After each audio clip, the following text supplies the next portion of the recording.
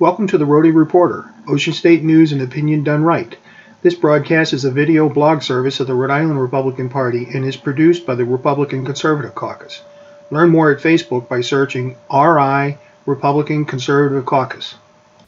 Welcome to this edition of the Rhody Reporter. I'm your host, Mark Zaccaria. For this segment, we will focus on the challenges which lie ahead as the legislature considers Rhode Island's fiscal 2020 budget. Every school kid who's studied our state's constitution in civics class can tell you that Ocean State budgets are required to balance. It would take State Representative Marvin Abney, chair of the House Finance Committee, to tell you that the fiscal year 2018 budget finished with a $50 million deficit, or that the FY 2019 edition is on track to be $150 million underwater.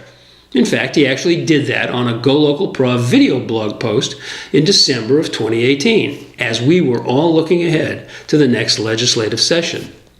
To his credit, Mr. Abney is talking openly about making real budget cuts to the upcoming spending plan.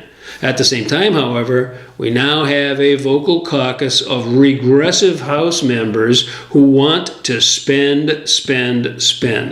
These closet socialists want to break both the state treasury and the will of Ocean State residents to earn and fend for themselves. So a very vocal tug-of-war on which way to steer the Rhode Island budget seems to be at hand. What does that mean for the average, hard-working, tax-paying man or woman in Little Rhody? Well, it's very bad news. To pay for an even more bloated state budget than we've recently seen, we will have to tax everything that moves, as well as quite a bit that does not. All that money, read economic potential, that will be forcibly extracted from our local productive economy will make it just that much harder for businesses to prosper. The business climate will not be helped by legislative indifference to the cutting back of onerous and unnecessary regulations, which also drag down balance sheets. So fewer businesses will thrive, more URI grads will move on to start their careers in other states, and all our public service pensioners will take all those treasury checks and hightail it for the sunny south. Last one out, please turn off the lights. For what it's worth, the Rhody Reporter suggests that we listen to the likes of Rep. Abney and not to the regressive left.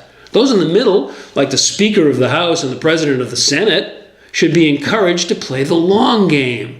They can move our fiscal policy to a place where it costs us less. They can encourage a less medieval, more 21st century approach to business regulation. Most importantly, no matter how small the first steps are in that direction, legislative leadership can emphasize and celebrate the course change they are navigating. That alone would start to change attitudes because it would begin to signal that Rhode Island is open for business. Finally. All that is simple and well documented. So what do you think the odds are that we'll do it?